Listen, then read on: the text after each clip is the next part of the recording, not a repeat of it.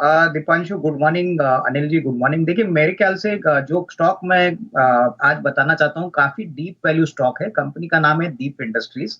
देखिए ये company oil and gas sector में पिछले 25 साल से काम कर रही है और both offshore as well as onshore activities में काम करती है। सबसे बड़ी बात कंपनी बिल्कुल कर्जा मुक्त है। पिछले साल करीबन 350 करोड़ के रेवेन्यू पे 125 करोड़ का प्रॉफिट इन्होंने कमाया था। ऑलरेडी पहले 9 महीने में दीपांशु इन्होंने 88 करोड़ का प्रॉफिट कमाया और अनुमान है कि इस साल कम से कम 150 करोड़ का प्रॉफिट आएगा। अभी इंटरेस्टिंग बात है कि ये एक कंपनी कंट्रोल करते हैं जिसका नाम है डॉल्फिन ऑफशोर। ये कंपनी इन्होंने बहुत ही सस्ते वैल्यूएशन पे खरीदी थी और अगले साल से ये प्रॉफिटेबिलिटी को सिग्निफिकेंटली कंट्रीब्यूट करेगी। डॉल्फिन ऑफशोर में ये 75% होल्ड करते हैं और इनका मार्केट कैप डॉल्फिन ऑफशोर का करीबन 1200 करोड़ है। दीप इंडस्ट्रीज का करीबन 1600 करोड़ है। तो कहीं ना कहीं मुझे लग रहा है कि वैल्यूएशन कैचअप जरूर होगा। इस साल दीप इंडस्ट्रीज का अर्निंग्स करीबन 25-26 रुपया आएगा। तो मल्टीपल इस ईयर के ऊपर करीबन 10 का पी पे स्टॉक चल रहा है। मेरे ख्याल से अगले साल करीबन 30-32 रुपए की अर्निंग आने की अपेक्षा है। तो यहाँ पे कम से कम 330 रुपया का टारगेट प्राइस कंफर्टेबली आ सकता है। प्लस डॉल्फिन ऑफशोर के पास टैक्स लॉसेज है जो इनकी प्रॉफिटेबिलिटी को और भी बड़ा बूस्ट देंगे। तो इस लेवल से 250 पे मुझे लगता है इनको इन्वेस्टर्स को जरूर यहाँ पे फोकस करना चाहिए। करीबन 50-60 रुपए और भी यहाँ से बढ़ने की उम्मीद है अगले 6 से 12 महीने के। देखिए बहुत समय के बाद जो रॉ मटेरियल का खर्चा है वो थोड़ा सा रीजनेबल हो चुका है और गैस के वॉल्यूम्स काफी सिग्निफिकेंटली बढ़े हैं बोथ रेसिडेंशियल के लिए as well as auto sector के लिए।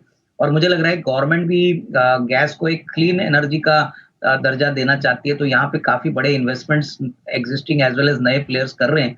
तो डेफिनेटली मुझे लग रहा है कि कोविड के बाद जो इश्यूज आई मीन आए थे इन कंपनीज को वो मेरे ख्याल से आने वाले 1-2 साल में डेफिनेटली यहाँ पे अच्छी खासी आपको कमाई होगी क्योंकि ज्यादातर ये मोनोपोलिस्टिक कंपनीज है जो अपने रीजन वाइज अपने ऑपरेशंस मेंटेन करते हैं।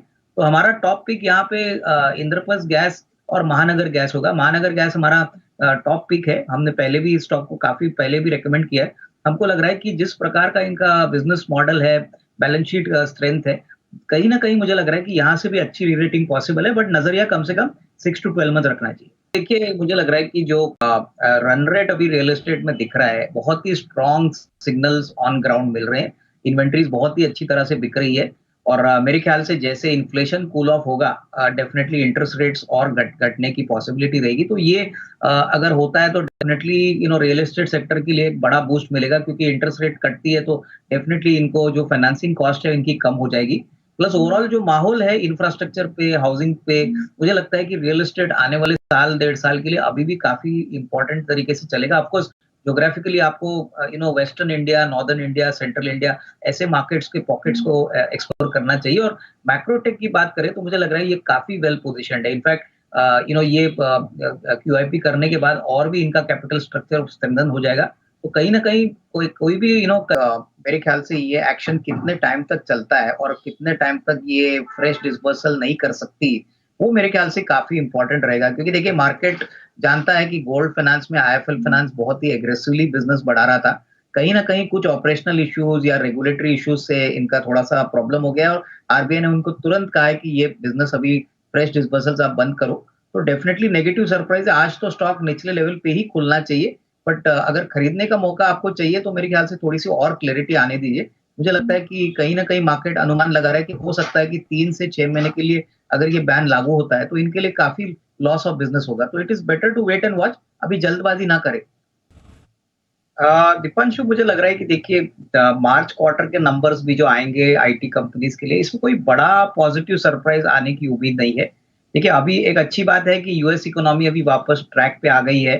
तो अंदाजा है कि अगले 1-2 क्वार्टर्स में जो ऑर्डर का जो सप्लाई फ्लो है वो मेरे ख्याल से इंडियन आईटी कंपनीज के लिए जरूर इंप्रूव होगा। बट मार्जिन को लेके अभी भी थोड़ी सी अटकलें है। यूरोप अभी भी थोड़ा सा वीक है। तो मेरे ख्याल से देखिए मुझे नहीं लगता कि कोई बड़ा panic sell off IT stocks में देखने को मिलेगा क्योंकि ऊपरी लेवल से ये स्टॉक्स काफी टूटे हैं। सारी कंपनीज कैश रिच है। इनके बिजनेस मॉडल स्टेबलाइज्ड है। ऑर्डर बुक अभी भी काफी अच्छी है। तो कोई पैनिक सेल ऑफ करने की जरूरत नहीं है। बट हाँ हो सकता है कि कम से कम जून क्वार्टर के बाद ही आपको एक अच्छा स्ट्रॉन्ग रिकवरी इनके मार्जिन पे और इनके बिजनेस में देखने को मिले। तब तक मेरे ख्याल से ये साइडवेज ही रहेंगे क्योंकि बाजार जिस तरीके से चल रहा है हमने देखा है ये ज्यादातर अभी एक डिफेंसिव सेक्टर माना जाता है और ग्रोथ एलिमेंट यहाँ से मिसिंग है। तो ग्रोथ शायद सितंबर के बाद ही आपको देखने को मिलेगा। होपफुली यूएस मार्केट पूरी तरह से रिकवर होता है तो इंडियन आईटी कंपनीज को इसका जरूर फायदा मिलना चाहिए। तो तब तक मेरे ख्याल से ये एक साइडवे मूवमेंट ही आपको डिस्प्ले करेगा। मुझे लग रहा है कि देखिए महिंद्रा एंड महिंद्रा भी काफी स्ट्रांगली पोजीशनड है। हालांकि इनके ट्रैक्टर सेल्स में थोड़ा सा नेगेटिव सरप्राइज जरूर देखने को मिला था, लेकिन जो यूटिलिटी व्हीकल्स का जो पोर्टफोलियो है वहां पे हमको लग रहा है कि अच्छा ट्रैक्शन देखने को मिला है। ये भी इलेक्ट्रिक व्हीकल्स में बहुत बड़े लॉन्चेस प्लान कर रहे हैं FY 24-25 के लिए।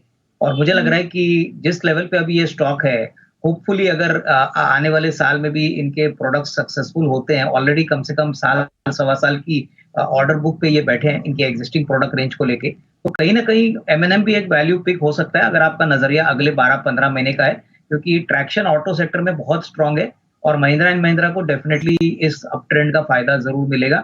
लिवरेज के पॉइंट ऑफ व्यू से भी वो एक ऐसा प्लेयर है जो सारे ऑटो कंपनीज के मुकाबले में इनका लिवरेज सबसे वेल मैनेज्ड और बहुत कम है। तो वो भी एक पॉइंट है जहां पे इस कंपनी को इसका फायदा मिलना चाहिए। तो अगर लंबा नजरिया है तो दीपांशु मुझे लग रहा है कि ये स्टॉक आपके पोर्टफोलियो में अभी भी इस लेवल पे होना चाहिए। लंबी अवधि के लिए अभी भी वेल्थ क्रिएशन यहाँ से भी हो सकता है। तो 10 की कमाई का स्टॉक है वो अभी अनिल जी ने कहा है। मैं भी टाटा मोटर्स के ऊपर बहुत समय से पॉजिटिव हूँ और हालांकि देखिए महिंद्रा एंड महिंद्रा हमारा टॉप पिक है, बट टाटा मोटर्स ने ये जो स्ट्रेटेजिक मूव किया है ये डीमर्ज करने का, ये बहुत समय से मार्केट एक्सपेक्ट कर रहा था।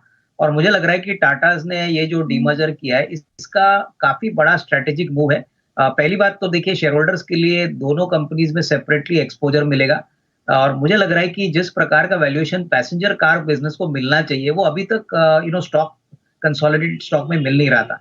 जेएलआर की सेपरेट लिस्टिंग मार्केट एक्सपेक्ट कर रही थी, तो कहीं ना कहीं मार्केट अनुमान लगाएगी कि जेएलआर का जो धंधा है उसको एक प्रीमियम वैल्यूएशन मिले, क्योंकि अभी जिस प्रकार का बिजनेस सिनारियो है, जिस प्रकार की बैलेंस शीट इंप्रूवमेंट आई है, कैश फ्लोज इंप्रूव हो चुके हैं, मेरे ख्याल से मार्केट्स आने वाले दिनों में इस स्टॉक को और भी सिग्निफिकेंटली रिरेट करेगा। हमारा मानना है कि कम से कम 1300-1350 का टारगेट प्राइस अब अगले 12-15 महीने में देख सकते हो। अभी तो फिलहाल कंसोलिडेटेड एंटिटी की मैं बात कर रहा हूँ, बट पैसेंजर कार बिजनेस का शेयर जब लिस्ट होगा तभी मुझे लग रहा है कि वहां पे आपको भरपूर तेजी देखने को मिलेगी, क्योंकि ये ज्यादातर डिस्क्रिशनरी प्रोडक्ट आइटम है, प्रीमियम कैटेगरी के प्रोडक्ट्स है, तो यहाँ पे आपको ज्यादा रीरेटिंग देखने को मिलेगी। हालांकि कमर्शियल व्हीकल्स में साइक्लिकल मार्केट होता है, बट ये मूव से शेयर होल्डर्स की वैल्यू बनेगी और अभी भी मुझे लग रहा है कि यहाँ से करीबन 1250-1300 का एक फेयर वैल्यू जरूर बन सकता है before both companies get listed separately.